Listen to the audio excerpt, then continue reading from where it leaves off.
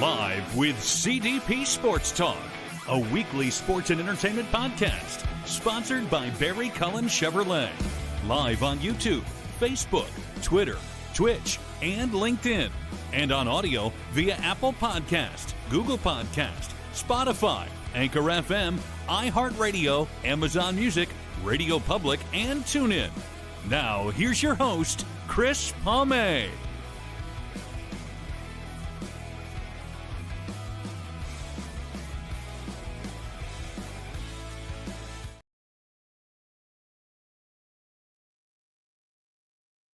Good evening, everybody. Welcome to season 14, episode 11, overall 726 of Live with CDP Sports and Entertainment Talk Show, brought to you by our friends at Barry Cullen Chevrolet Dealership, located at 905 Woodlawn Road West in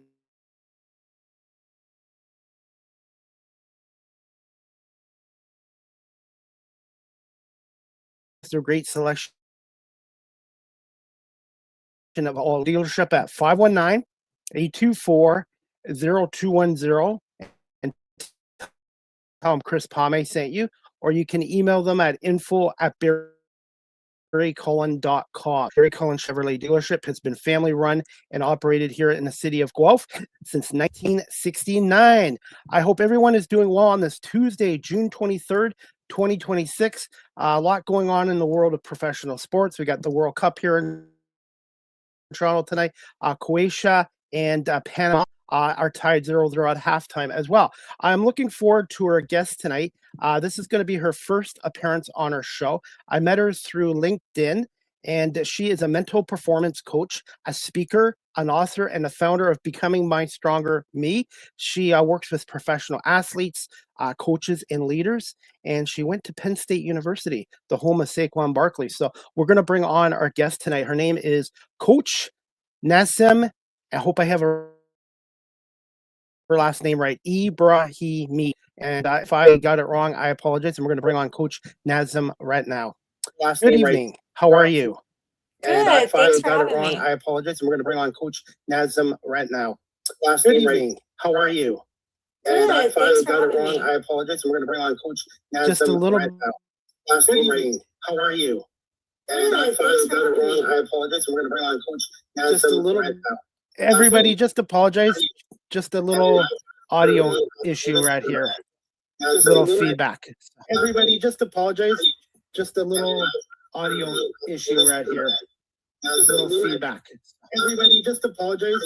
Just a little audio issue right here. Okay, I'm gonna try. I'm gonna just try logging off again.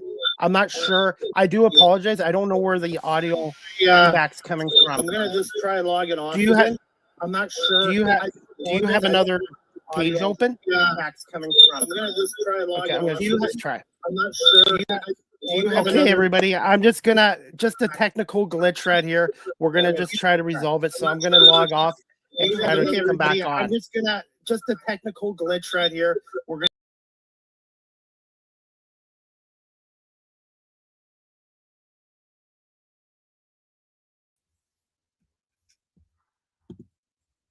Can you hear me now? Are we okay? Hello, Coach. Okay. Everybody, I do apologize. Technology in TV, radio, live streaming doesn't always go smoothly. So I do apologize for the audio feedback. Hopefully we can get Coach Nassim back. Her name is Nassim Ebrahimi.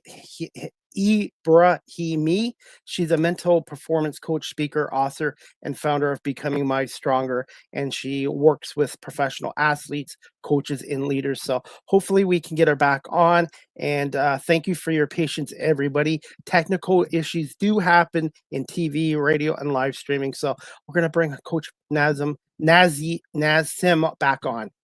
I hope you can hear me now. No feedback? I can. Thank you so much, Chris, and thanks everyone for your patience.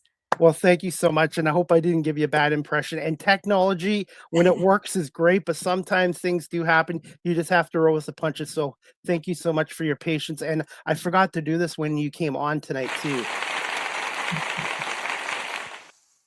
How are you doing? I'm doing great. Thanks so much. Well, thank you so much for coming on here. Where are you based out of? So I'm actually based out of Maryland. I'm right in between the Baltimore and DC area, but I coach teams and athletes actually all over the world. So over in Europe and here across the states. How are things in Maryland right now? They're good. It's been a little bit rainy, but the sun came out, and so it's been beautiful. I cannot complain. I mean, the World Cup is on. I know you shared with the audience. There's a lot of amazing soccer going on, and that's one of my favorite sports. So it has been a very good time. When I was much younger, back in the 70s and early 80s, I loved playing soccer. I just never got into watching it on TV. And I'm going to put you on the spot here. Who are you cheering for in the World Cup besides the States? Oh Who's my your goodness. Okay, so who's of your main course team? I love a good underdog. So Iran and US, because that's me, right? So I'm Iranian by nationality, and of course, growing up here, we love to see a good US team, and they're looking really good this year. This is probably the first time that I'm watching the games and the US is playing, and I'm actually excited about how they're playing and the level that they're playing. In terms of who's going to win, it's so tough because we have so many greats playing in the World Cup this year, as we do every 4 years. But I feel like this year in particular, a lot of powerhouses are coming in and they're showing up and they're showing out and, setting a lot of good records. I know Messi just broke the all-time highest goals in a World Cup record. He is at 18, and we are only in the first round of play. We got to see some beautiful goals from Ronaldo today, which was really nice because he hadn't scored yet in the first game. And of course, Mbappe is here, and he's looking fit and fast. So I'm just excited that we get to watch such good soccer, and it's hosted here in the U.S. and of course with our neighbors Canada and Mexico. Absolutely, in Vancouver, in Toronto, and Canada won their last game 6-0. So Good. Canada soccer is getting better and better, and I might have to start getting to some soccer games because I know how fun the sport is to play, but to watch it. But the World Cup is probably even bigger than the Super Bowl, and I'm a big NFL fan, but I have to admit the World Cup's even got that beat. So I had an opportunity this past weekend to go watch a game in the stadium, and the fans, the vibe, the honestly, even the volunteers, how much they've organized, how kind they are, how well they're managing these large, large numbers of crowds. I mean, the stadium I was in LA, over 70,000 people in the seats is what they announced towards the end of the game. That's a lot of people to get in and get out safely, and they did just a spectacular job. So I really want to commend the volunteers, all of the organizers across all three countries. It has been an incredible set of games, and they've just done a magnificent job. And if you're not able to go into the stadium, I know all the cities are doing fan fests. And so just get involved in your local community. I think that's an amazing way to share this incredible sport is with your neighbors. And it's a great way just to take a soccer ball with you and kind of kick around and, have a picnic and watch some free soccer. So it doesn't always have to be in a stadium to have vibes. Sports just bring us all together. Absolutely. Any plans to go to any games in Mexico or Toronto or in Vancouver? Unfortunately not. So we did reserve, we budgeted for one game in one location. As everyone knows, this has been a very expensive World Cup, but we've Yes. been watching as many games as possible on TV with our friends and fan fest. So we're definitely enjoying the games, but I don't think we'll be traveling anymore to watch them. Did you ever play soccer when you were younger, or did you ever coach soccer? I did. I played soccer. So I've never coached soccer, but I did play. I played growing up and then also in high school. And then I played as an adult. So it is my game of choice. I absolutely love the sport. I haven't played in a little bit. Instead, I have morphed into soccer mom. So both of my kids play or did play at a very high level. My daughter just finished her freshman year in high school. Sorry, in college. Clearly, I'm in denial that she's in college. But she just finished her first year in college. She did not play for the university team, but she played for fun. And I think that is probably the most important thing. I'm very proud of being a soccer mom that didn't kill the love of the game. And that she continues to, enjoy it. And then my son, who's 16, he's got some big dreams and big aspirations. So he's working very hard to reach his own goals, and we support him as best we can. So I love all my roles, but didn't coach soccer directly, but I am a mental performance coach. And a lot of my athletes, professional, college, and the youth athletes that I serve, a lot of them are soccer players. Now, being here in the Toronto area, I cover a lot of the Canadian Football League teams. Have you ever dealt with any of the CFL teams or any of the players? I haven't. So Canada is actually a place that I don't have any current athletes. And actually, I don't think I have anybody who's played any sport in Canada. So, I mean, to your listeners, virtual sessions are virtual sessions, whether you're here. I've coached players in Hungary. I've coached players in Austria. I've coached players in England. So I've got players overseas. Why not Canada? So I would love to support not just soccer, but I have athletes across sport. So I've got track athletes. So I've got a lot of runners. I've got swimmers. I've got volleyball players. Football is a very mental sport. I mean, it is so incredibly physically taxing that you really have to dig deep. And, there's a lot of parts of the game that are not in your control, but maximizing the things that are in your control is a gift. And it's a skill that can be trained. And so I would welcome the opportunity to, support athletes across the border. Well, I will be at the Toronto Argonauts practice tomorrow for the Canadian Football League, and I will mention your name in our show tonight as well. Great, thank you. Appreciate I that. love, and that's what I love about this platform is not just the storytelling aspect, connecting guests with other guests or getting them opportunities as well. And hey, football, any sport is high pressure, and especially I'm going to tell you in these sports, quarterback, goalie, pitcher. In football, the kick, not just the quarterback, but the kickers too. Because when they hit their field goals and extra points, okay, nobody cares. But when they miss an extra point or a field goal, fans go crazy on it. And there is such a strong mental side to it. And I've talked to special teams coaches too, and the mindset and the confidence is just as important as the talent aspect. And I'm sure you see it all the time.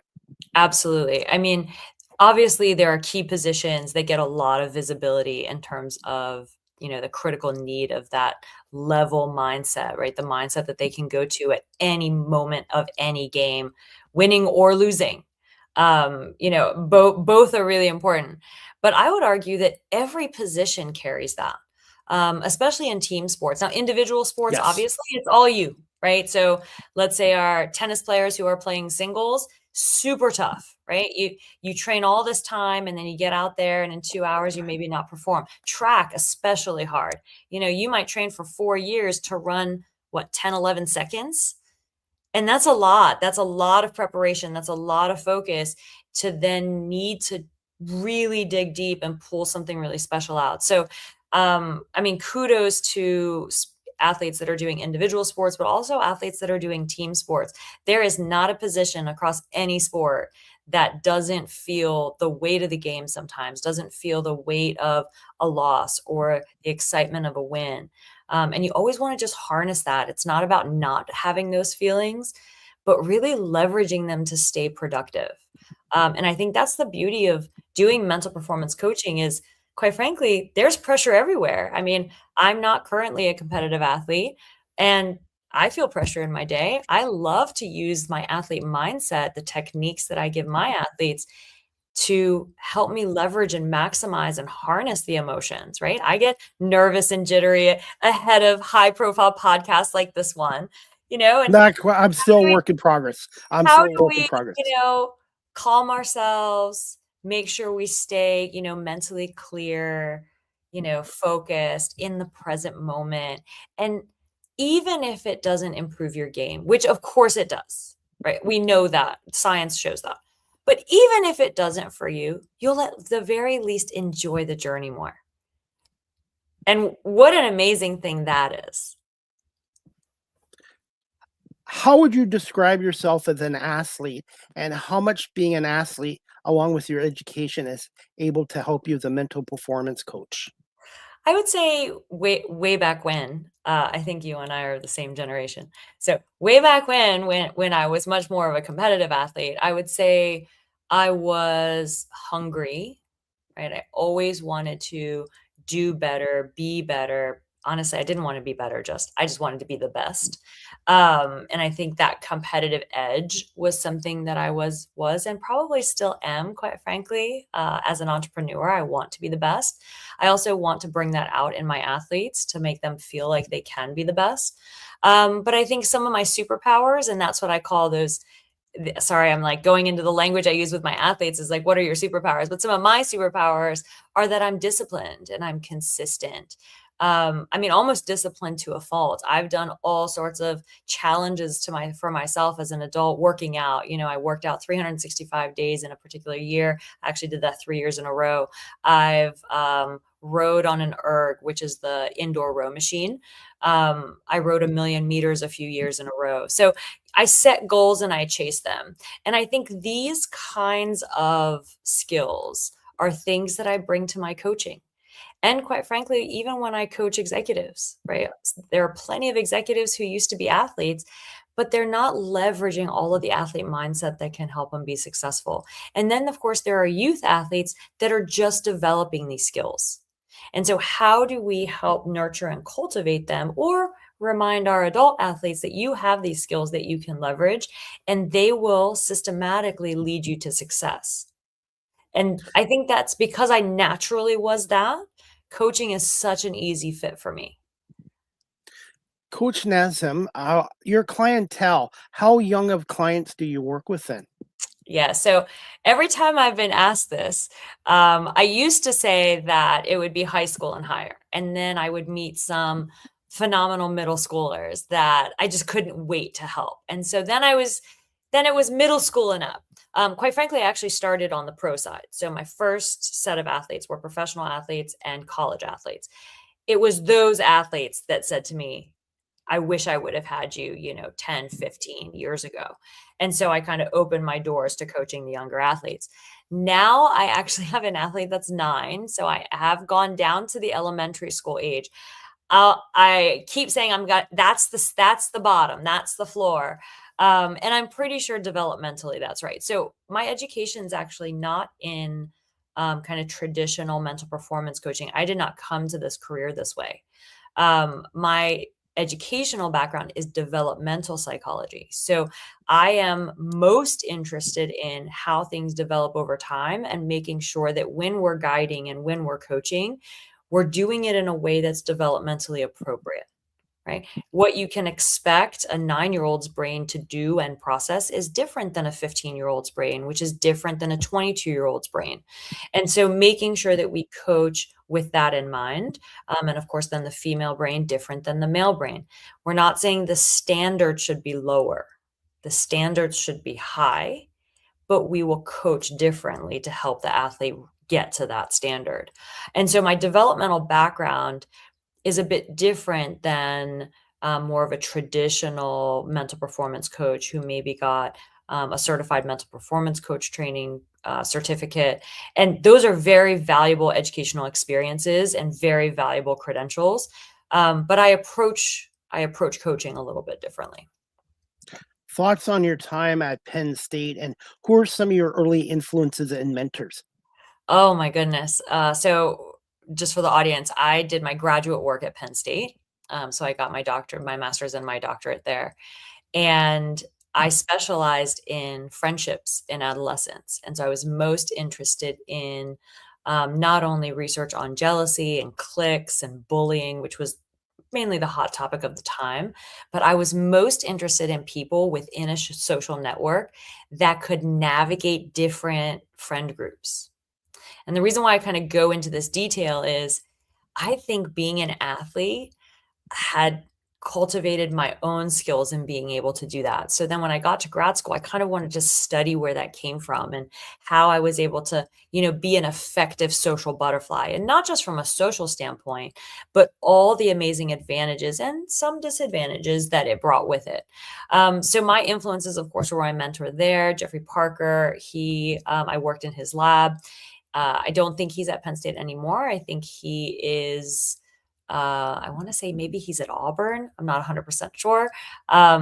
But he was an amazing influence. And quite frankly, my other fellow graduate students were amazing influences there. They have gone on to, obviously finish their grad studies. Some have continued in the higher education space and are incredible researchers. Some have gone on and done a lot of career changes. They've traveled the world. They've raised families. They've done all sorts of things. But the reason why they were so influential for me is that it really showed that our degrees were not limiting to a particular industry or a particular job. And I think having my eyes open to that early on in my educational career allowed me to do my pivot more successfully later. So I actually entered the workforce with my doctorate teaching psychology. So I taught at a variety of 2-year and 4-year institutions all across the East Coast of the United States. And I taught everything from like the 100 level basic intro courses all the way to the 400 level courses in child development. And then from a faculty perspective, I went on and wanted to do more research. So I was doing more research at that point on emotional intelligence. So my interest kind of morphed more into the adulthood space and like how some of those relationships and emotional intelligence that I was seeing in my research in middle school was then translating into adulthood. And then recession hits here. I also got married, started a family, but when the recession hits, there was no jobs to come back to, right? No grant funding, no research, no extra research being done, nobody adding faculty to their staff. And I had to pivot. I had to make do. And so I was very fortunate to learn about a whole industry, learning outcomes assessment that was able to blend my love of teaching and being in the classroom and being an effective faculty member with my love of research. So I started helping other faculty members be better instructors and really maximize the learning outcomes for the student.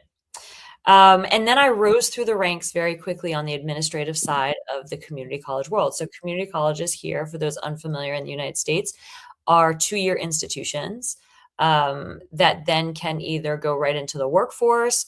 They could come from the workforce, get additional credentials, or they could go on and transfer to 4-year colleges and universities. And then I was in the administration. I rose from a research associate to a director, and then from a director to an associate vice president to a vice president, and just kind of rose through the ranks. Absolutely love making a difference in people's lives through education. I mean, I identified very early on that was my purpose, and it still is. And for some people, they find their passion later in life, like myself. As you can see, I'm wearing a hat here, but how important was it to wear many different hats and all your life experiences? How that helped you as a mental developmental coach? And I wanted to ask you this as well. Do you find there are more mental performance coaches than ever before? And do you find there's more diversity in your industry too now with women in that? Oh, well, great question. So let me tackle the first one about wearing many hats and all my experiences. When I resigned, so it's super long story, but if you want the details of it, go to my podcast. I did a whole first season on my transition into mental performance coaching. But when I did decide to kind of come out of higher education, that was a very thoughtful, calculated decision. So I know some people during COVID, they were almost forced out. For me, I actually stayed a full year from the moment kind of COVID really shut everything down. And I helped the institution kind of transition a new president. And then I came to a crossroads and I needed to make a decision on whether I was going to stay or whether I needed some space to reflect. And I chose taking the space to reflect. Now, for most people, they don't have that luxury. And I fully recognize that my ability to take that time away without going to another job comes from the support of my family. And without that support, I would not have been able to take some time away, reflect, resurface my passions and kind of piece them together, get additional education, and then come into the mental performance space. from a true place of passion. So I'm very, very grateful to my husband, to my family, the kids being so understanding. When a two household salary goes to one, everybody is involved in that and everybody's affected. So I'm very, very grateful for that. And then coming into the space, it's absolutely from a place of passion. And yes, this space is growing. And I think it's not that it didn't exist before. It did exist before. And there were mental performance coaches back in like the 70s. But it wasn't, first of all, as Will talked about, it wasn't so open. Athletes were not, we saw an Eagles player from the NFL reading inner excellence on the sideline. Now that is not AJ Brown. AJ Brown. That's right, AJ Brown. So that's not my book, and I'm not sponsored by them. I'm not, I'm just bringing it up as this is how critical it is. I mean, we hear in interviews all over the place with players of honestly every sport. When we had Simone Biles come out and say, "I'm not competing because I'm not quite right," and that's dangerous. And to have stepped away in such a pivotal moment and owned it and been open about it and then come back even stronger. This is how we've evolved. This is kind of the beauty of being able to share information is we're not afraid of that anymore. It's actually a place of strength, right? Seeking support, honing your craft in all of the parts of the game, not just the physical parts of the game, not just the technical parts of your sport, not just the strategy and technical or the tactical parts, but even the mental part can be trained and is openly discussed and talked about in terms of its importance. Yes, the field is absolutely growing. There are a lot more of us. And the good thing about that is now athletes have more choices. You can find a mental performance coach that fits you. You don't have to go to the one that's assigned to your team. Let's say if you're a pro athlete or you're here in the States, a Division I college student, you're not forced that that's the only resource in your community. Now you have a choice. You can find someone that's a fit for you. And I think that choice, that freedom to find someone that works for you can make such a difference. Now, male, female, yes, I think the female side of this is still growing. I think just like most things, there's a bit of an imbalance. But I think the imbalance is going to be very, very temporary. I mean, we have some phenomenal past athletes that are now retiring, but coming into the space to support. We've got a lot of psychologists making adjustments and coming in and really leveraging sports psychology. And we're just a lot more open about what it is we do. And we're kind of unapologetic. I think that's phenomenal for the field. We're not afraid of saying this is valuable and it can be trained. If somebody's watching our show live stream in audio and they're an athlete and they're looking for a mental performance coach, what are some good signs or keys to finding a good one? And can you also talk to us a little bit, Coach, about the certification qualification process of this? Sure, absolutely. So in terms of a fit, so whether it's a parent that comes to me or a coach that comes to me, so if somebody is referring an athlete, not the athlete themselves, but if someone is referring an athlete, I actually, as a mental performance coach, won't accept the athlete until I speak with the athlete. No matter what age, right? The 9-year-old had to do the same. Actually, she did that this week and she did great, all the way to my pro athletes. And the reason is the mental part of the game cannot be seen as readily as the technical or the physical or even the tactical knowledge and implementation that an athlete can show on a field, on a court, on the track, wherever it is that they compete. So if there isn't rapport, trust, mutual respect, understanding of the space, and that I want to call it chemistry, but I know that develops, but that rapport, the rapport, right? The connection, because like I could teach as a mental performance coach, but then I'm not coaching, right? Coaching involves a two-way street. I need to understand where you are, what's happening, and I also need to understand where you want to go. And then as a coach, my job is to, kind of quote unquote, set up the cones, set up the drills, set up the strategies to get you from where you are to where you want to go. But just like any other coach in any sport, I can't do the work, right? So let's just take the football, right? American or Canadian football, right? As a coach, I can set up the drill, but if the coach runs through the drill, the athletes don't get better. No. Right? So the coach's job is to really understand what they need, right? Know the environment well enough to understand what's needed, have a really strong, solid background, have strategy, right? Understand how to coach, but they need to set up the environment. It is the athlete that does the work. Mental performance is no different. So that rapport is what an athlete should look for. They should take their time, right? They should also understand confidentiality and whether or not they want that coach to interface with the other coaches. Do they want a coach that becomes part of their coaching team? Let's say a lot of tennis players have coaching teams in their coaches boxes, right? There's like the hitting coach and the serving coach, and then there's like kind of an overarching coach and a mental performance coach, and they all sit together. It's very coordinated. Football, they, have an offensive coach, a defensive coach, a head coach, and then all the extra coaches. I don't know all of them.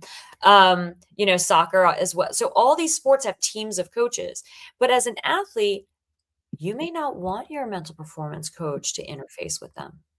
So understanding and having that conversation is important, but then the athlete also needs to know what it is they do want. So from that perspective, I always think it's really important for an athlete to feel comfortable and think that it's going to work. Don't just meet with the coach and kind of check it off the box and all of a sudden you think magically something's going to happen. That's like setting up cones and always training at 25%. If you train at 25%, your outcome is going to be 25%. Mental performance is no different. And then the second part of your question about credentialing. So there's a lot of different ways you can look for credentialing. So sports psychology as a field, you can have, I think you can have a master's and a doctorate. So I would look for someone who is somewhat specialized credentialed. Then there's also certifications that you can have. So it's called a CMPC. It's a certified mental performance coach. Those letters at the end of their name means that they've gone through a pretty rigorous, not only curriculum, but also testing, and they have a certain number of hours that they've already worked with athletes. Funny, I don't have either of those things. So I am in this space and I'm very open that I am not a traditional sports psychologist. I'm a mental performance coach that approaches athletes from a developmental point of view. Now, did I get additional certification? Yes. And there are lots of different ones out there. So, I had my doctorate before I came into the field. But as long as you are comfortable with the knowledge and information that you're getting from that coach and it is sound, the good thing now is you have a computer in your hand, right? Yep. You can fact check some of the things that they're saying. Yep. And I would say think critically, right? As an athlete, think critically about what it is you're hearing. Does it make sense? Does it work for you? And if it doesn't, don't be afraid to make a change. Just like you wouldn't be afraid to make a change in your strength and conditioning coach if they were not helping you get stronger, faster, or have more endurance. So I would treat them just like any other coach and find someone that fits you. What are your thoughts, Coach, on the impact of social media and the internet? Being born in 72, I was born in 72. I'm going to be 54, and I'm proud of it. But back in the 70s and 80s, and even the 90s, there was no social media and internet. And now you have a lot of professional athletes on social media and the internet. And sometimes it's not always, I don't think it's always the best for them. I just wanted to get your thoughts on that too. Yeah, I mean, I think social media, just like any other tool, just like any other platform, it's a tool and a platform, right? It's less about the actual tool and platform and how it's being used. So that's the piece that's in the athlete's control. Oftentimes parents will ask me about, athletes scrolling before a game and what that does to the brain. And yes, there is some research out there, but it's less about what they're doing versus what they're watching and how they're taking it in. I mean, I put a lot of mental performance content on social media in 30-second, 45-second, minute intervals. And if my athletes are using socials to go find one of those to listen to or do, some breath work before their game or do a visualization before their game, great. Right? The platform isn't the problem. It's what they're doing with it. Now, all the other things around, and I think this is where people worry, is when the reason people do things becomes for the public, right? It shifts the motivation from I'm doing this for me versus I'm doing this so I can get the right picture to post so that other people think I'm doing really well. Same picture, but the motivation is completely different. So if you're a parent or even if you're an athlete, I would reflect on what is the purpose of it for you? Does it have educational value? There's tons of accounts that have amazing educational value, right? I mean, even this podcast, right? The podcast has amazing educational value. Would we take this away from Facebook, YouTube, LinkedIn? No, we would encourage it. So I think that's part of the issue. I think the other thing is the amount of time, is the time component and how athletes, and quite frankly, all of us, manage our time. Time management is huge. And is it aligned to our priorities? Is it aligned to the things that we value? I think if you can answer those two questions and the proportion of time that you spend on social media or engaging with others is aligned with your values and your priorities, and it's benefiting you reaching your goals, great. If it's getting in the way, ask yourself how much you need to adjust for it to become more productive. Do you need to adjust what you're watching and what you're engaging with, or do you need to change the amount of time you're engaging in that space? So what is its added value and what is it getting in the way of? And I think, we're not going to get away from social media, right? No. So even as a parent of athletes, I did wait. So I'll be honest, my kids didn't have phones until they were freshmen in high school, or actually the summer before they were freshmen in high school. So I wanted that device not to be so accessible. Now, did they have iPads? Yes. Did they have computers? Yes. So I'm not against screen time and all of that. I just didn't want it physically in their hand, but they had access. When they got access, we waited a bit to add social media, right? Can you use it responsibly before adding social media? Now, this is a decision I made for my kids because it's aligned to my values, our lifestyle, what they needed, and the children that I had. I'm not saying that's what every parent should do. But as long as it's intentional and thoughtful, I think, that's how you find that right balance for you. But it's not going away. We got to teach our kids how to cross the street. We got to teach our kids, how to use their phones or their devices or social media or different platforms responsibly. And I really believe that it's about how do we help them navigate in a world that isn't going to be devoid of distractions and tools. Quite frankly, it's just going to keep having more and more of them, right? How do we do AI? And that's another subject right there, AI. It's, in my opinion, it's a good tool if you use it the right way. Now, do you feel it is shrinking the workforce, or do you feel it's creating more jobs? So I think we're going to see an ebb and flow there. So if I put my higher ed hat on and not my mental performance coach hat, I think it's going to ebb and flow, just like any technology that got added, right? So we had technology that got added way back when that created factories, automated factories. And all of a sudden we were so worried about this workforce really shrinking. So sure, it shrunk in that way, but it added other jobs in other ways. And I think the addition of AI is going to ebb and flow. So I think certain spaces we're going to see a shrinking, and so certain places it's going to open up new industries. Honestly, I think the most important thing right now for people who are getting their education or wanting to go back is, are you good at learning, and are you good at learning fast? Right? So the world, that I think that is the piece that's the biggest difference now, is the rate of change, not the fact that change is occurring. So can we nurture curiosity? Can we nurture critical thinking? Can we nurture kind of the love of learning and the challenge of learning so that we stay in that growth mindset? Things are changing, no problem. I've got the basic skills and competencies that will make me successful in any content area.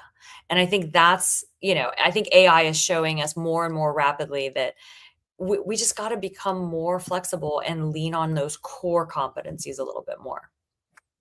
15 years ago, I didn't even know what Wi-Fi was. I've had to reinvent it myself the last 10 years, and I've had to learn a lot of things, how to edit video, learn what Wi-Fi is. I had to learn how to do a podcast, but I wasn't afraid to ask people that were experienced in doing this 7 years ago. They gave me some advice, some tips. They paid it forward to me, and I've had a number of professional broadcasters give me some advice, and now I do the same thing for younger people or people wanting to get into this field as well. And Coach, I have a question from a viewer from YouTube, Architect Tone. He's watching on YouTube. He wants to know, what should my mental routine look like before, during, and after a high pressure performance? Great question. Yeah, really great question. So I would say it depends on how you are responding. So pressure itself is not the issue. Not everybody sees the same moment the same. What is happening within you is the thing that, really taking a moment to feel it, name it, normalize it, and then look to make it productive. For everybody, that's going to look a little bit different. So let's take something that's maybe more common, kind of stereotypically, is we get nervous in a high pressure moment ahead of a game or even during a game. Right? So those high pressure moments and nerves, that emotion has a response, right? Our biology responds. You typically have increased heart rate. You might get a little sweaty. You get a little hot, sometimes a little jittery. Muscles get a little tight, right? Sometimes we see the shoulders elevate. Like, just everything feels a little choppy, a little tense. So the important thing is to identify the emotion that goes with that, right? So you're having those experiences. Okay, those experiences in this moment, I'm interpreting as nerves. The question then needs to be, is it productive? Sometimes we're nervous and we can lock in and focus fast, right? That's why people, executives or other, professionals, not even athletes, will wait to the last minute to do something. They almost need to manufacture pressure by nature of a deadline to then lock in and, really hit flow state and perform at their peak. Some athletes are able to do the same, right? They really rise under pressure. So then the question is the experience you're having, is it productive? And if the answer is yes, don't do anything about it. Like, continue to harness it and maximize your performance. Don't be afraid of that emotion or what your body is going through. If, however, like a lot of us, it starts to become a distraction, your mind starts racing in maybe a more negative direction. What if I mess up? What are my parents going to say? What is the coach going to think? Is he going to cut my playtime? Is my boss going to fire me? Am I going to tank this presentation? I mean, there are so many high pressure performance moments in our life. When that begins to happen, and you ask yourself the question, is it productive? And the answer is no. Then it's about regulating what you feel, because those components are in your control. So heart rate is high, exhale longer than your inhale, and that heart rate will drop. Now, there's other breath patterns that work too, but you can work with me for those details, or come to the site and book an appointment, or buy the book, or there's so many different ways to find the resources. But the gist of it is a longer exhale than an inhale, moderate that heart rate quickly. A lower heart rate helps those muscles relax. You're not so tense. You're not pumping so much blood. So fix that. During a game, very similar. So it's really about controlling your body, controlling your focus, and controlling your language, both what's coming out and what's in your head. That, I would say, that trifecta, or the triangle of state, is the easiest, fastest way to manage the high pressure moments. The piece in this question that I find fascinating is, what about after high pressure moments? Lots of things can happen here, right? The body is kind of on a endorphin high. Sometimes those endorphins are from a positive experience. Sometimes it's from a negative experience, right? I highly recommend allowing that high to come to a more neutral place before you begin reflecting. Because that extra amount of cortisol and all sorts of other, adrenaline, all sorts of other things that are coursing through your body are not allowing your brain to think critically, to reflect and grow and learn from that moment. So allowing your body to come to a more stable place before you begin the reflection and analysis process will really help learn from those high pressure moments. So that next time, maybe it doesn't feel so pressured because you've done it before now. So great, absolutely great question. I do get this a lot. Routines, and I think that's the other word here that's really important. Routines are so important because it helps signal your brain to lock in. So hopefully that helped not just this listener, but other listeners as well. And it helped me too. And I'm going to be honest with you.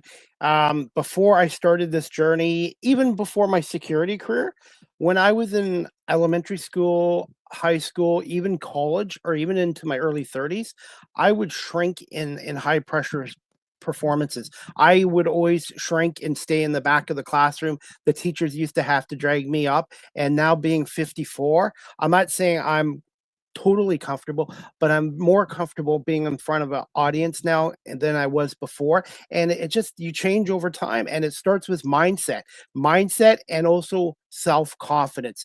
You have to believe in yourself first. If you don't believe in yourself, whether you're a football player, a tennis player, whatever career you're in, nobody else will believe in you. And also too, you're going to, whatever career you go into, not just what I'm doing, you're going to get people who support you, but you're going to get skeptics, naysayers, critics, and haters, and you have to be able to block the noise out. Yeah, I mean, some athletes, blocking the noise is excellent. And for some athletes, listen and use it as fuel. But it just depends on you. And quite frankly, it probably depends on the moment and where you are in your journey. But yes, I mean, I think the bottom line is always, is it productive or not productive, right? Listening to those critics, is it productive for you or not productive for you? Having that emotion, is it productive or not productive? If it's productive, don't get rid of it. Keep it, harness it, leverage it. Use it as fuel, use it as, that spark to keep you going, to keep you motivated, to keep you passionate.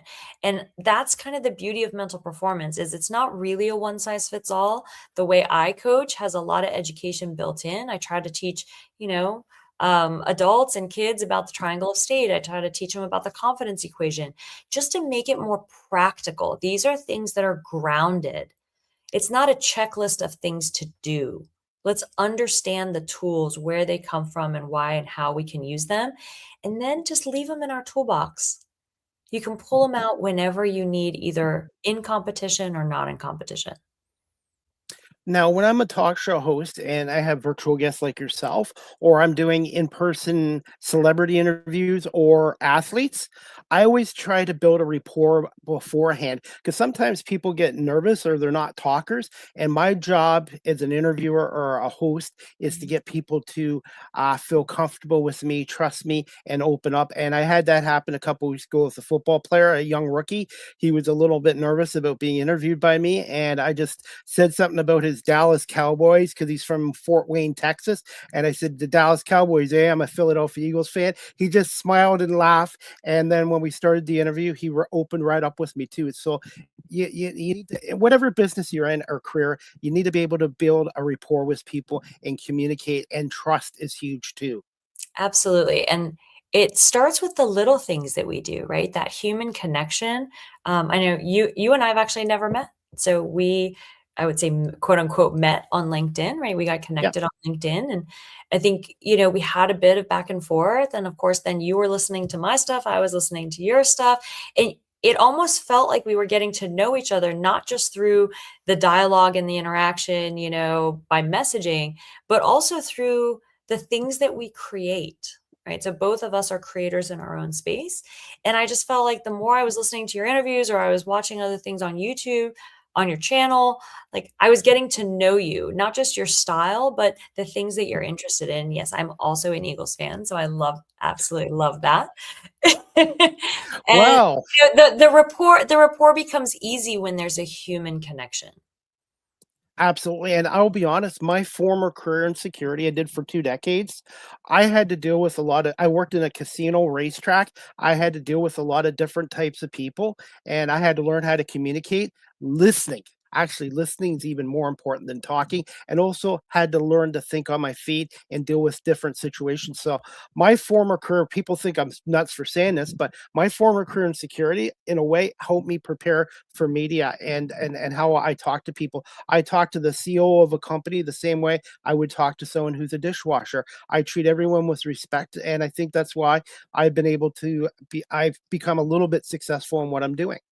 I think you've become a lot successful, and I'm just honored that you reached out and, thought highly of me enough to have me on. It has been a pleasure, really. Thank you. Are you still good for a few more minutes? A couple more questions? Absolutely. Yes. And Yeah. and I also would like to play one of your video clips from Okay. your YouTube channel. How can people find you on social media and your YouTube channel? Sure. So I am on Instagram at Stronger Me and on TikTok at Becoming My Stronger Me. My first name, last name is my Facebook handle. I don't even know what my YouTube is. Is it Nassim E? Honestly, I don't even know. But I know you will link it. We'll find a way to link it. I'm also on LinkedIn, or just send me a message on any of the platforms, or email at Nassim at becomingmystrongerme.com. There's so many ways, and I would love to hear from folks. I do have it on the ticker right there, your YouTube Great. channel at Coach Nassim videos. Perfect. Thank you so much Okay. for listening. You're welcome. I love and preparation too. Athletes, musicians, whatever you do to be successful, mindset, confidence, but also you have to prepare. Preparation is important too. Yes, it absolutely is. Just give me 1 second. We're going to play this little clip right now. Please let me know if you can hear the audio okay. Hi everyone, Coach Nassim here. Heading into tryouts, build a confidence anchor. Pick 3 moments where you felt proud of your performance, from games or practices or challenges you overcame.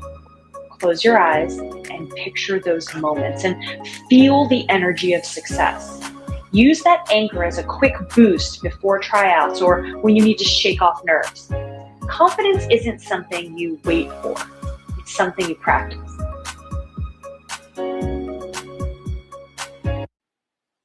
So Thoughts on the video? strange to look back on yourself and see yourself on screen. But yeah, I mean, this it doesn't get old, right? I think that video is actually a couple years old, even maybe, but it doesn't change, and it applies to every sport. It applies to so many different. I mean, even the listener question, you know, it's about just taking a moment and focusing and preparing mentally for the situation. And one thing too, I've learned this. I've talked to guys from the professional broadcasters that have been in the industry 20, 30, 40 years. Mistakes are going to happen, Chris. Don't beat yourself up over your mistakes. The only way you get better as a pro athlete or in media or a musician, or whatever you do, is to learn from your mistakes. So if a mistake happens, don't beat yourself up on it. Or like our show tonight, a little bit of a technical glitch. Don't panic. Just get through it and know it's going to. I knew you and I were going to get a show in together, and you just don't panic. Absolutely. And I think mistakes are gifts. If we don't make them, we don't know where and how to grow. So, that's why if you approach it from a, wow, I was just given a gift, I may not have to process it in this moment. I might need to just kind of move on quickly in the moment, but I was given a gift, and then it's just up to me on whether I go back to open it. You want to continue to grow and not shrink. Yes, absolutely. That should be a book. That should be a book. That should be a book. I think you just found your book title. Or even another podcast. I have 2 other shows besides this, and I love what I'm doing. And it's just storytelling and learning from every guest that comes on here. Yeah, and you've created such great platforms for that. Well, thank you. Now, I wanted to ask you about your coaching sessions. As a performance coach, both in person and virtually, how long is a session typically normally? Yeah, so I mean, age appropriate, but 45 minutes, I would say, is about the average for an individual session. I also train teams, so I'll collaborate with their coach to figure out exactly what it is, where we are in the season, what they want to work on, and I'll do team sessions. I also coach coaches, so I'm currently running an 8-week program to help existing coaches really embed more mental performance coaching into the work they already do. This isn't going to make them mental performance coaches per se, but a lot of the things that I see in my athletes could have been a little bit different had the coach had more knowledge and more education in this arm of the sport. So I've created an 8-week course. Our next one will run in September. You can always check the website to see when the next one will run if you're listening to this a little bit later. And I also coach parents. Now, I do know a lot of mental performance coaches are not providing that, but if you are an athlete with me and you are on the monthly unlimited plan, which basically means you can contact me at any point in time. And I don't take a lot of athletes in that. I only take a dozen in that plan. But your parents are included. So I really believe that the whole environment will support the athlete, not just the coach, not just me as a coach, not just their coaches, but the parents play such an important role. And our kids didn't come with manuals, right? We don't know. And so getting a little bit more insight in how to parent an athlete and how to be there for them and how to help them prepare, even using the same language that we're going to be using with your athlete, can just reinforce it. I mean, parents are such a critical part of an athlete's journey. So it is really my honor to work with them. One thing I've learned being in the world of professional sports, doing freelance media work, coaching has changed. Back in the 70s and 80s and 90s, these guys would yell at players and it was just much a different time now. These guys are now more coaches, but the coaching philosophies had changed. It's a lot different now coaching than it was 10, 20, 30 years ago now. Oh, absolutely. And the games have all changed, right? I can't think of a single sport that has not evolved over time. And so the coaching has evolved even from a tactical standpoint, or, how do we leverage, cognitive neuroscience to help athletes be stronger and faster and quicker on their feet? The blend of industries has really made a difference in not just the specialized coaches, but the head coaches, right? The ones that really need to be more generalists in their coaching. And I just appreciate that there are coaches out there who, and honestly, most coaches that I've met, they themselves continue to evolve. They reflect, they learn, they study, they go to conventions, they talk to their peers, they talk to their own mentors, they learn from their athletes, they learn from their own mistakes. I mean, coaches, a lot of them take the wins and losses in preparation just as hard as the athletes. And quite frankly, coaches need coaches too. So, I have coached coaches in the mental performance space. So I have been their mental performance coach, not just giving them the content for their athletes, but to help them through these tough seasons. all of us need coaches, all of us need resources, and I am just honored to be that for so many different athletes, parents, and coaches. Is there still stereotypes about being a mental performance coach? Being one or seeing one? Seeing one. Mm.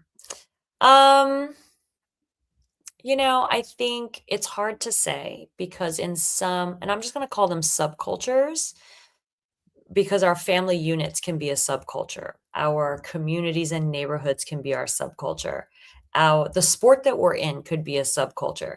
So I don't know if I feel comfortable generalizing whether or not it's acceptable. I think it's become more public and we're definitely breaking down quite a few walls, but I'm not so naive to think that there aren't pockets, there aren't subcultures that exist that still maybe find it hard um, to use the space. I do think mental performance coaches different than sports psychologists who maybe do therapy. I do think we get a lot more freedom because the work that we do doesn't really dig into your past. We're not trying to find the root cause of things. We're not trying to diagnose things. We just take you from where you are to where you want to be, just like any other coach. So oftentimes, even my athlete, like they're not seeing me in dressed up clothes, right? They're seeing me usually with a Adidas cap on, and I'm in my typically Adidas gear, and I'm not sponsored by them, but boy, that would be amazing.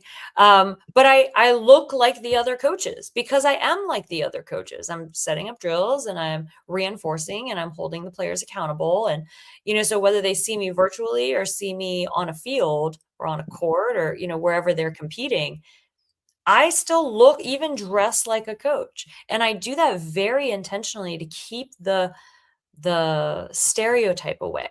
We're not afraid of having coaches. Why would we afraid of having mental coaches?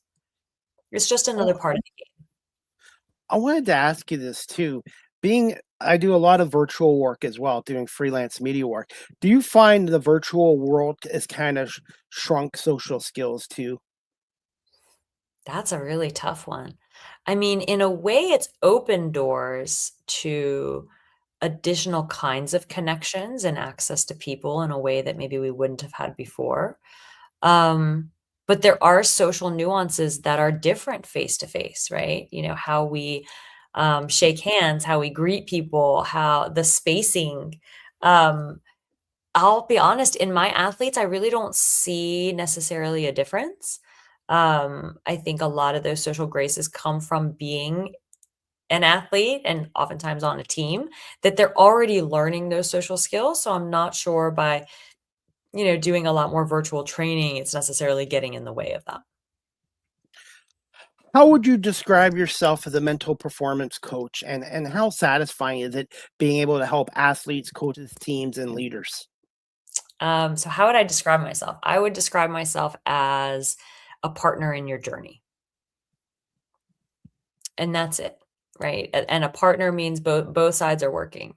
I do a lot of education. I hold you accountable. I'm not about kind of rah cheerleading. So I'm not, I mean, as much as I will cheer you on and I am proud of you, um, I'm not overly flowery by any means. I'm coaching, I'm working, just like you are when you're working with me. How satisfying is it? This is literally why I do what I do.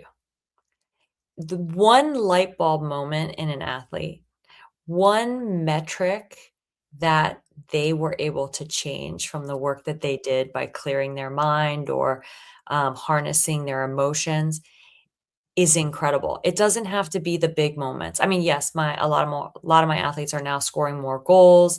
They're getting recognized by college coaches. They have better stats. The pros, they obviously track a lot more stats. They have better passing percentages. They're playing for first teams instead of second team. All of those are amazing, right? I actually love those little moments, right? The moment where I'll get a text, and sometimes I even post some of these. I'll get a text from the athlete, and they're like, "Coach Nassim, we lost, but I had the best game. I played my best." They're no longer defining themselves by the outcome of the team. they have found themselves in the space. Like, that's so satisfying. And of course, then parents who will thank me because not only are they seeing maybe more confidence on the field, but they're seeing more confidence at school, more confidence with their friends, even more confidence in their engagement with their athlete. Their athlete now more openly talks to the parent because they feel like they have this sense of agency about themselves, that they can own their own journey and be accountable. That's what fills my cup. That is satisfying in a way that, like, the financial reward of doing this work is nowhere near what I get, honestly, every day. Like, I literally could do this all of my waking moments and just absolutely love it. Passion. It's a passion. And every morning I wake up, I'm excited to see who's contacted me, booking guests, promoting my show, downloaded things. I love what I'm doing, and I believe my confidence has grown in the last 7 years since I've started doing this. And you know, we often talk about confidence in a way that is this kind of nebulous thing, and it's not. It's trainable, right? It's basically trusting your skills and owning your role, and that's it. So if you can find ways to trust your skills, trust your preparation, hone those things, and know your role, quite frankly, also love your role. Like, that's where true, stable, unshakable confidence comes from. And, you know, I talk about a lot of these kinds of frameworks and easy ways to remember. They're much more practical because when our confidence does waver, and there are always moments in our lives that that happens for lots of different reasons, if we can ground it back into what confidence actually is, it's a lot easier to stabilize it. So yes, I think it's amazing when we get to use our skills and be in our passion spaces at the same time. Would you like to see a movie made about mental performance coaches? Of course. I'm like, oh, Which actress would you like to see play you? oh my goodness, you mean my story. What Yes. actress would play me? Oh my goodness, this is so hard. And I don't know if I And agree. I've learned There's a how to think couple on of my feet. actresses that, people say that I look like. So every so often, someone will say that, like, in a particular angle or when I have my hair straight, maybe J-Lo. I've also heard people say and I don't remember her name, oh my goodness, but she's a doctor on The Pitt. People have been sending me that. Um, you know, honestly, someone who can just exude the passion and maybe have the big curly hair.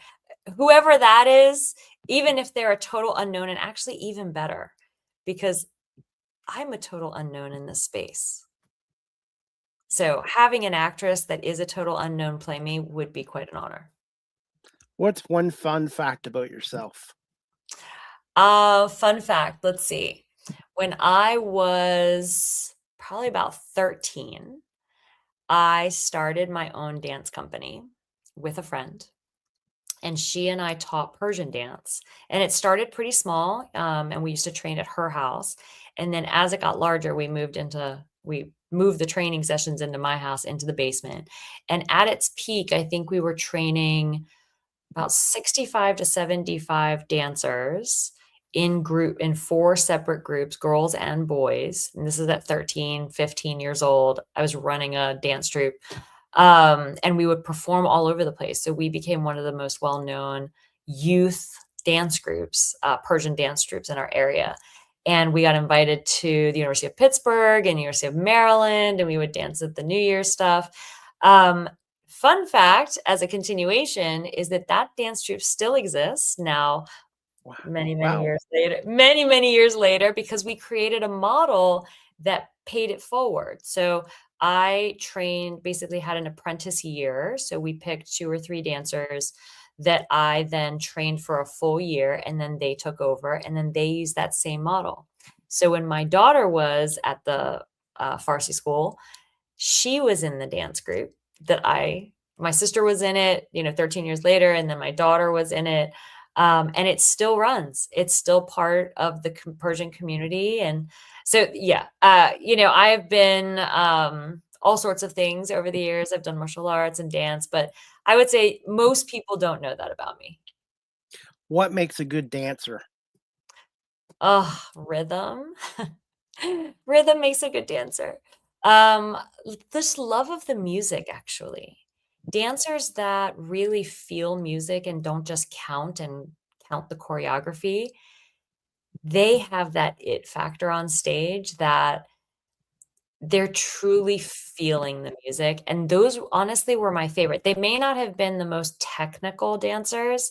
They may not have, but they were always the most fun to watch because they dance with like an internal joy.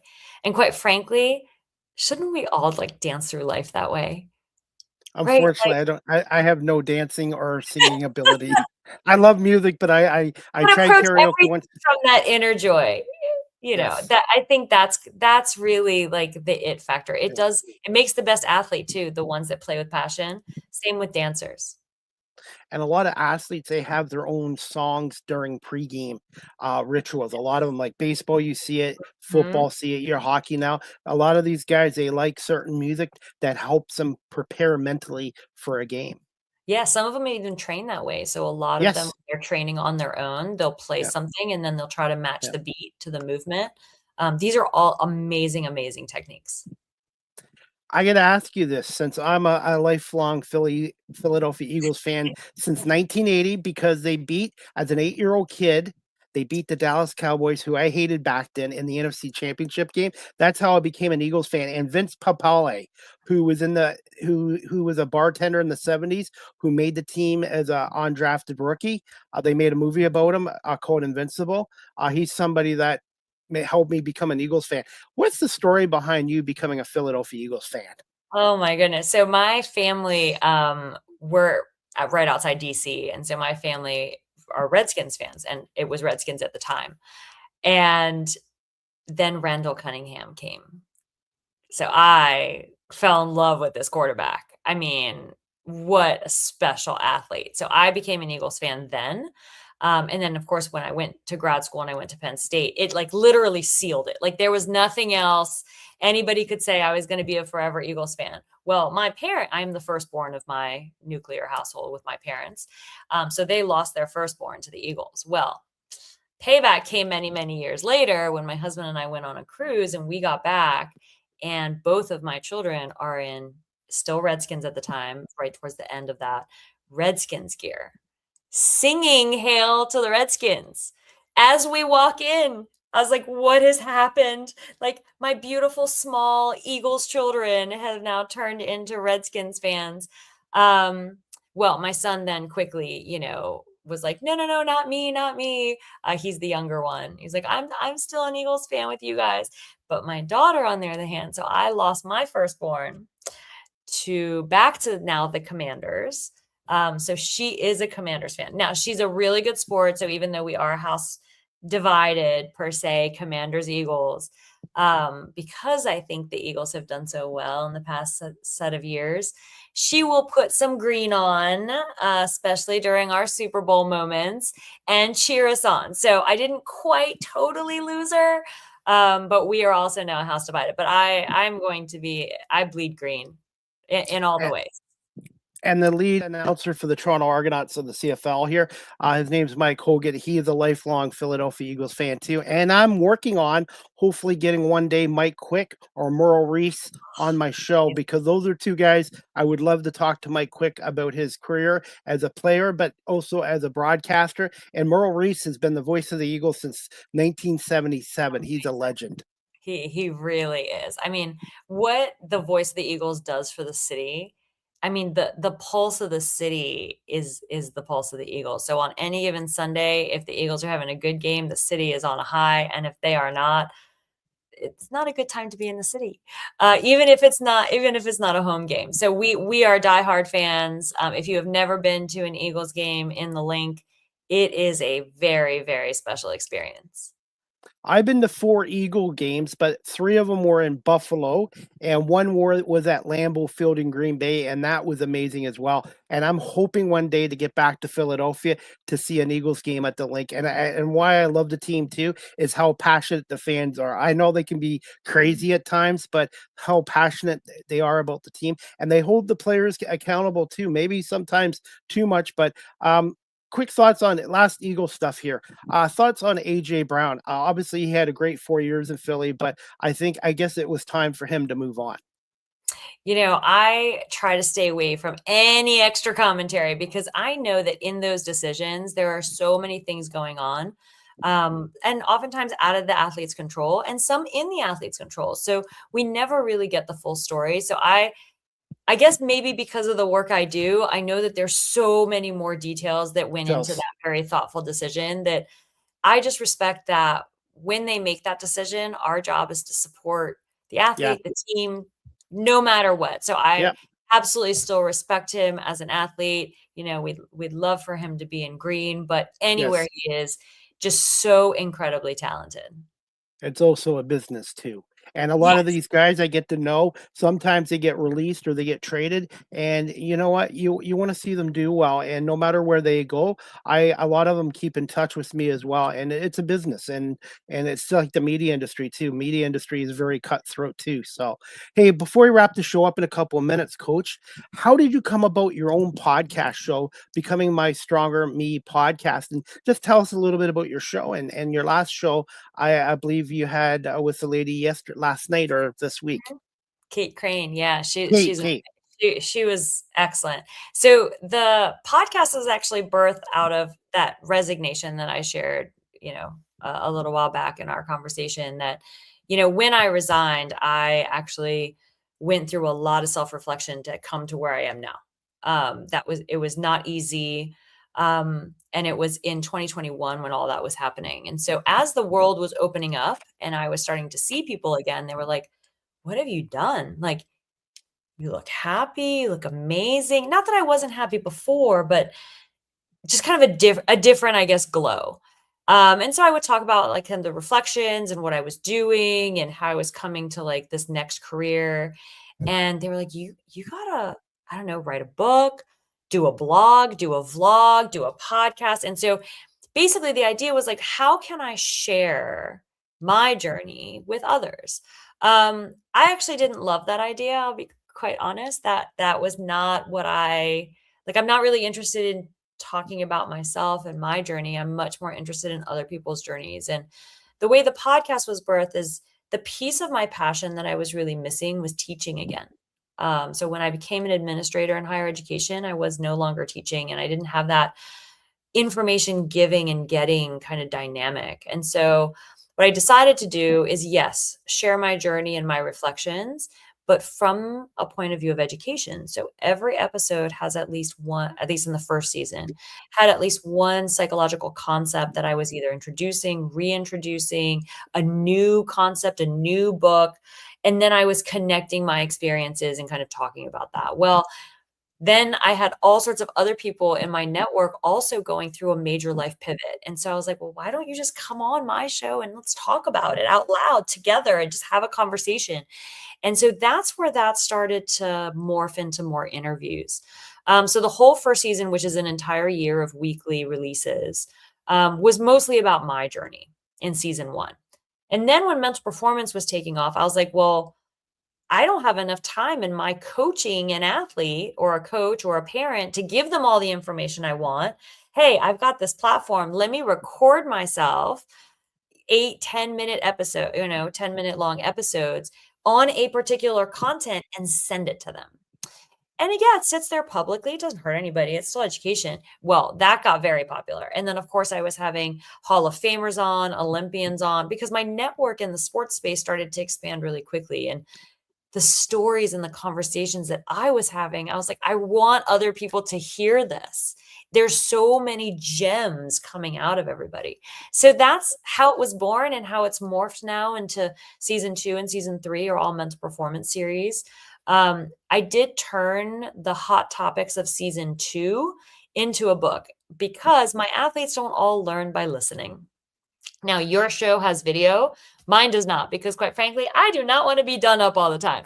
And I'm recording sometime as like 11 p.m. for a midnight launch. Like the early, stages of this where I was teaching myself and it would take me hours and hours to edit.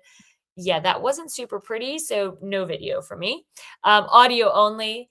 And what I found is that the episodes I was sending my athletes, some of them didn't want it in audio. They were like, Coach Nassim, we want to write, we want to highlight, we want to take notes on it. So then I just compiled the ones that I would send to my athletes most often, and I put it in a book. It's called The Stronger Mind. You can see the cover behind me. You can also get it on my website. It sound like an ad, but I'm going to say the website anyway. No, go ahead, plug your book. Yeah, it's www.becomingmystrongerme.com. But so if you're not a quote unquote podcast person, although you are listening to this show, but if you're not a podcast person and you do like to write in things and highlight and reflect, the book, what I did is every chapter topic, I added 5 reflection questions that will take you from understanding to doing. So that's kind of a bonus material, for lack of a better word, in the book.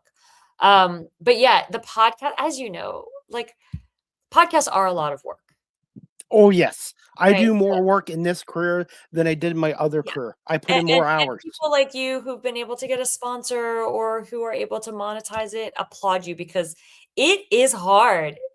So I don't do it. I don't have any of that. I literally do it as a passion project because I meet really incredible people in this line of work. And I always just every time I almost feel guilty because I get to hear all of this amazing information that I'm like, could you just come on my show? Could we have this conversation again? Because they have so much to share. I can relate completely. Yeah. Even though we don't know each other well, there's a connection with us. Just like my guest last night too. By the way, I know you plugged your books. Are they also available on Amazon? They are not. So okay. I've kind of done what Taylor Swift did is I'm not really a fan of these other parties taking the work. I'll be honest. So they take for those who don't know, they take a huge portion of that author's work and they control the pricing. So I'm not Amazon hating. I'm actually an avid Amazon shopper, but for the authors, I always try to purchase directly from them. Just to support them, especially if they're small authors. Now, I'm not none of these are going to be bestsellers. They're all self-published just as a means to support my own athletes. I am lucky enough that my athletes and my coaches have been sharing it with others. Teams have been purchasing the books to do team reads, either with the parents or with the athletes. So it's taken off, but yeah, they have to go to the website to get it. And that also means I get to write a little note for you. So I do try to write a little note in each one that I send. So it's been a lot of fun. I really love having that opportunity for a bit of a personal touch. I'd be happy to purchase one of your books to support you. Oh, thank you. If you could sign up for me. You one, Chris. I don't think Pardon me? I think I'll be gifting you one. So we'll handle that offline to get your address, and I'd be happy to mail you one. It has been such an honor to be on your show.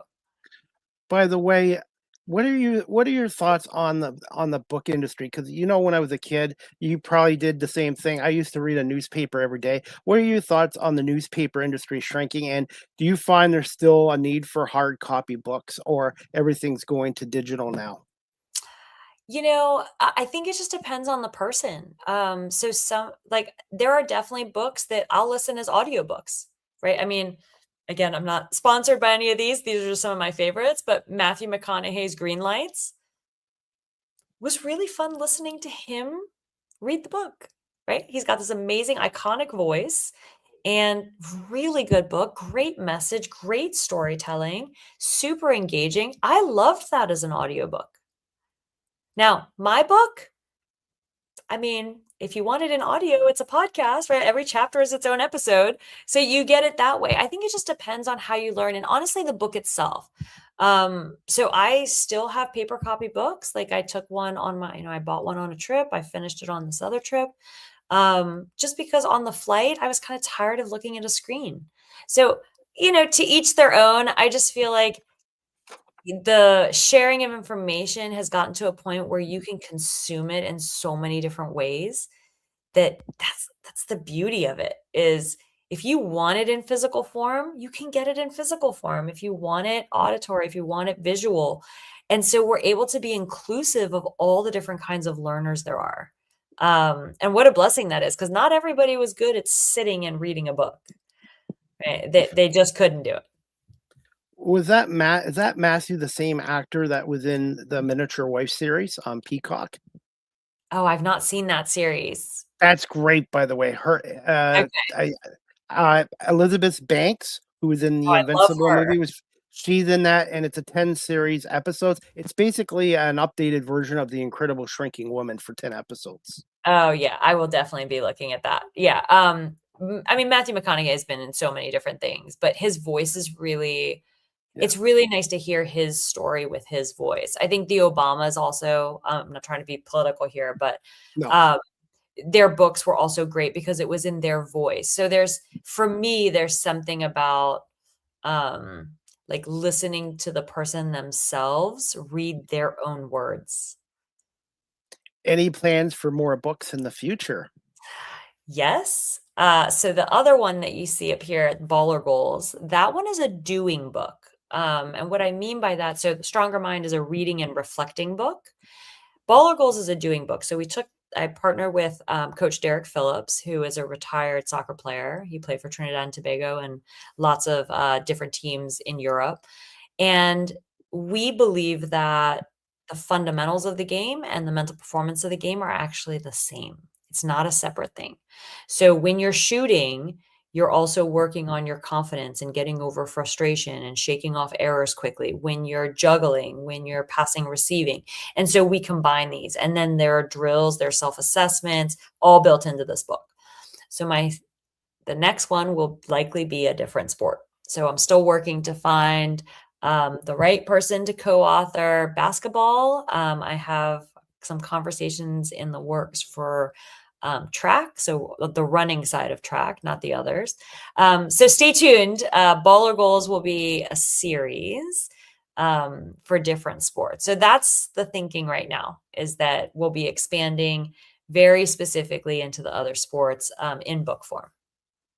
Can't wait to and check also them out. in Spanish. So this summer, I'm working with a translator to translate both of these books into Spanish. So I am trying to start to work to make sure that it's accessible to a lot of different audiences, because it is so important. And we can't assume that English is anyone's primary language. So there's lots of things in the works, really exciting things coming up, but you can always kind of stay in touch. Socials is probably the fastest way to get information. And then, of course, the website. When is your next episode for people to listen to, and where can they find your podcast show? Yeah, so my podcast can be found on all of your favorite podcast channels. So whether you listen on Spotify or Apple Music, or you want a website, you can find it through my website, but you can also find it there. It's called Becoming My Stronger Me. And the episodes release at midnight Monday. So every week an episode releases. Can you tell us who your next guest is? So this upcoming Monday is the start of our next mini series. So season 3 is structured a little bit different than the others.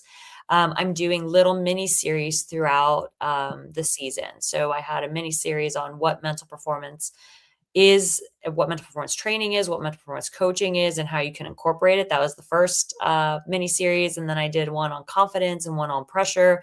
So the next mini series is coming out. So you're just going to have to listen on Monday to hear what the next mini series is. But it is I believe it's a 3-parter. And then I've got some really fun, I'm really excited for the next set of guests that are coming out. So stay tuned. I've got a past Premier League player that's on the show. And I've got some really good ones lined up. And if you ever need some professional athletes from Canada, let me know, and I'd be happy to refer them to you. I would love that. We need a lot more representation across the world. I mean, yes. The world is so small now. It's really, it's shrunk because of technology. Yes, absolutely. And I used to be 5'9", now I'm 5'4". They'll be doing a mini series about this box. Sorry? And I'm just as big as this box. Oh, you're probably about 5'10", 5'11". Yes, we're going to go with that number, not my measly 5'5". Absolutely. And by the way, my birthday is next week too, and age is just a number. I'll be 54. Wow. Well, happy early birthday. Well, thank you so much. And you know what? I've done more living in my 50s than I did in my 20s and 30s, to be honest with you. As it should be. We should just keep living better and better as we go. Hey, as we wrap the show up, this is a segment called Ask the Host CDP a Question. CDP, by the way, are my initials, by the way. So do you have a question for me as we wrap this up? Yes. So who has been your favorite guest, besides me, of course, but who has been Yes. your favorite guest, and why? That's a good question. I've had so many guests. I've had so many guests on my show. I've been really lucky. My most unique guest was Tom Burgoyne, who's played the Philly Fanatic.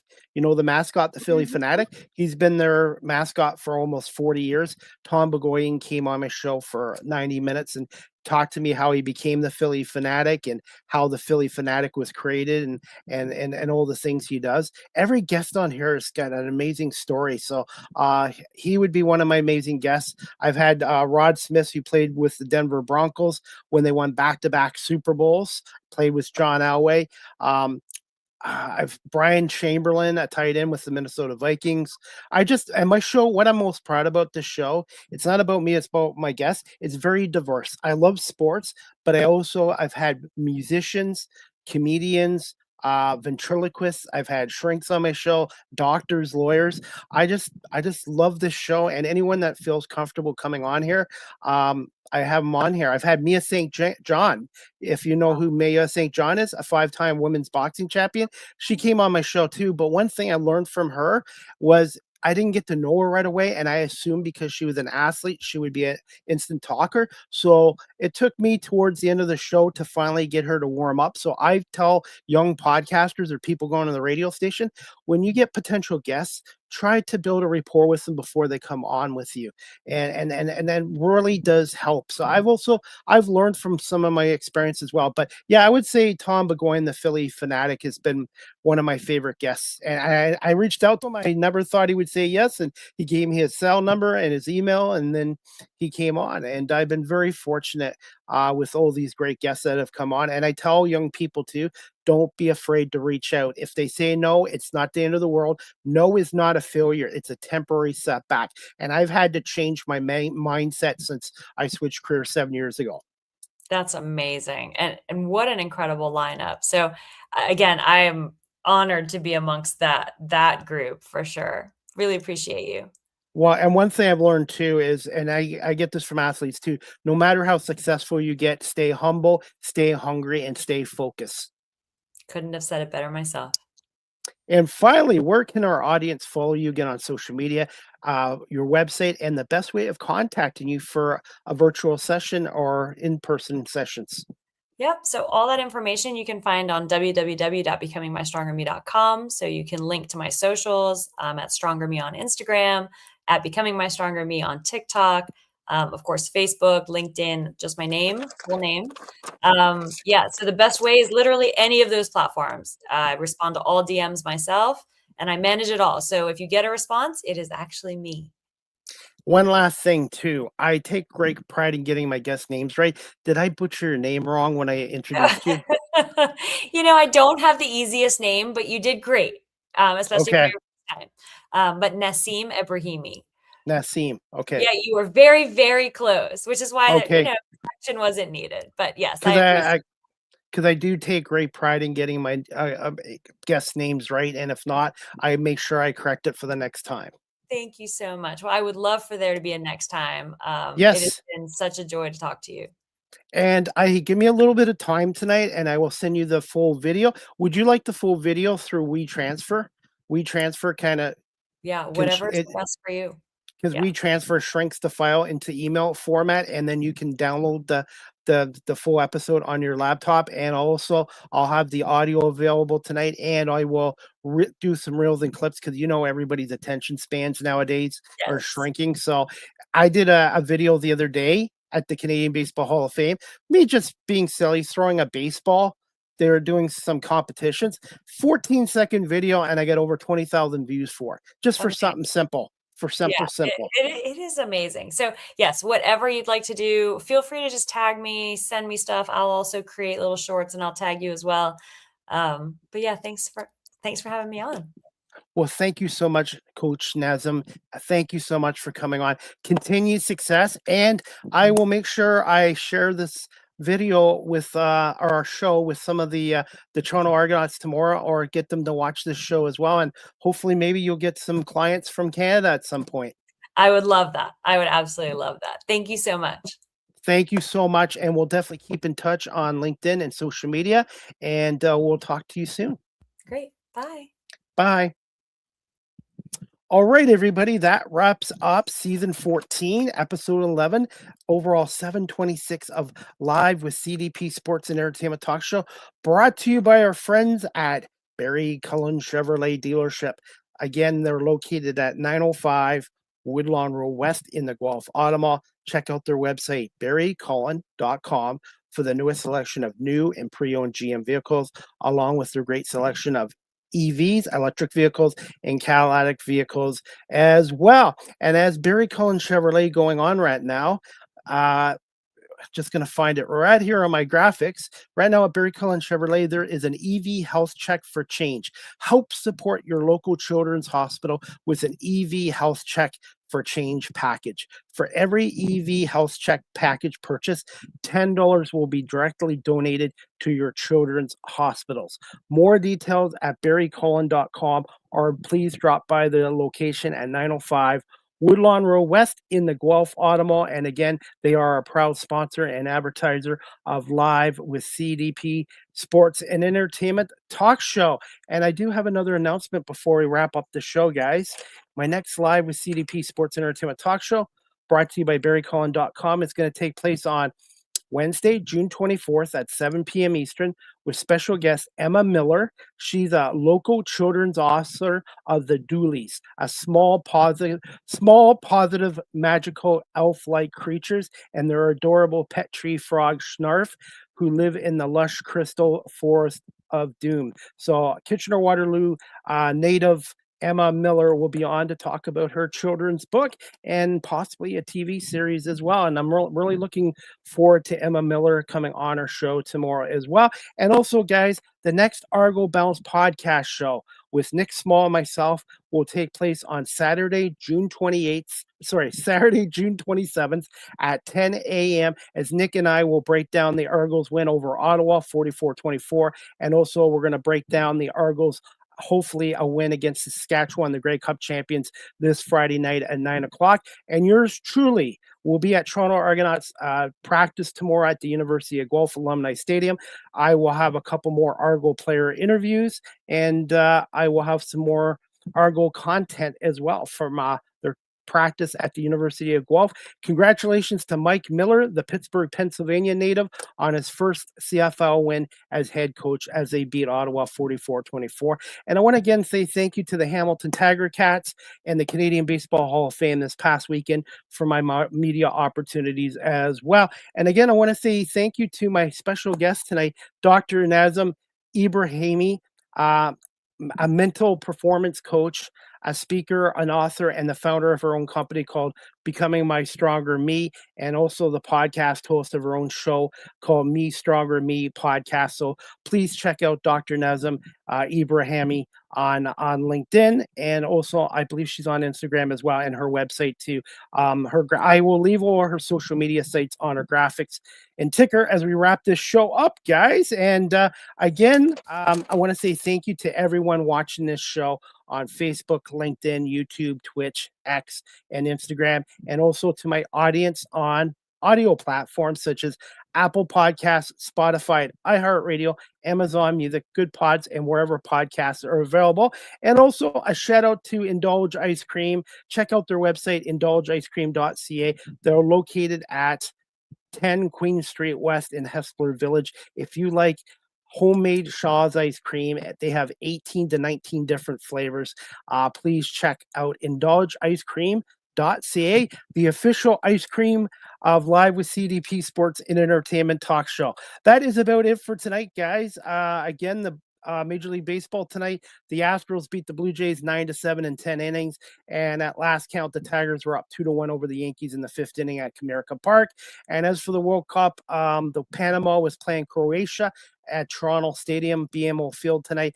The last score was 0-0 at halftime. I imagine that game would be over with now as well. And that is about it, guys. I will see you back here tomorrow night at 7 o'clock with Emma Miller.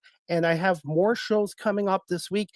Friday, the Small Talk podcast returns on Friday, June 26th at 7 p.m. Or sorry, Friday, June 26th at 8 p.m. with Marlene Sharp, my co-host, and myself. And we're going to bring on Grace Saint. She is the manager of the Canadian Donkey Sanctuary of Canada. And we're going to learn about donkeys and the Donkey Sanctuary of Canada as well. So that show, I'm really looking forward with Marlene and myself, the Small Talk podcast on Friday as well. And I will have another show on Thursday as well. I love what I'm doing, and I want to say thank you to all my wonderful guests and everyone for watching and listening to the show. And of course, to Barry Cullen Chevrolet dealership here in Guelph, who has been a advertiser sponsor of this show for the past 3.5 years as well. And that is about it. I hope everybody has a great evening, and we'll see you back here tomorrow night at 7 p.m. with Emma Miller. Have a good night, everyone, and thanks again for watching Live with CDP Sports and Entertainment Talk Show, hosted by yours truly, Chris Pame, and brought to you by our friends at Barry Cullen Chevrolet dealership.